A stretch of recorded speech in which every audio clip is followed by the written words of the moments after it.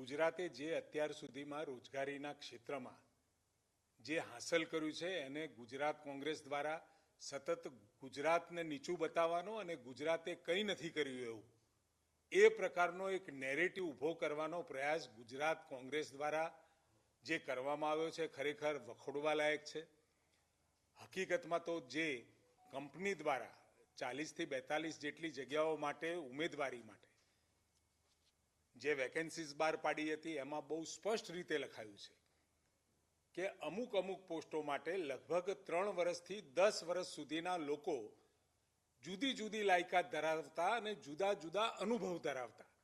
એવા લોકોને ત્યાં બોલાવ્યા હતા અને એવા લોકોને બોલાવી અને એમના અનુભવના આધારે નોકરી આપવાનો વિષય હતો। એટલે એનો મતલબ તો બહુ સ્પષ્ટ થઈ ગયો કે જે લોકો નાની મોટી જગ્યાએ અનુભવ ધરાવતા હતા એવા લોકો બેટર ઓપોર્ચ્યુનિટીની તક માટે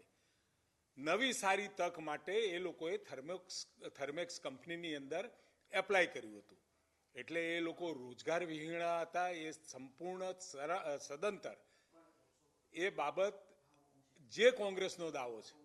એનાથી વિહીન છે। જેટલા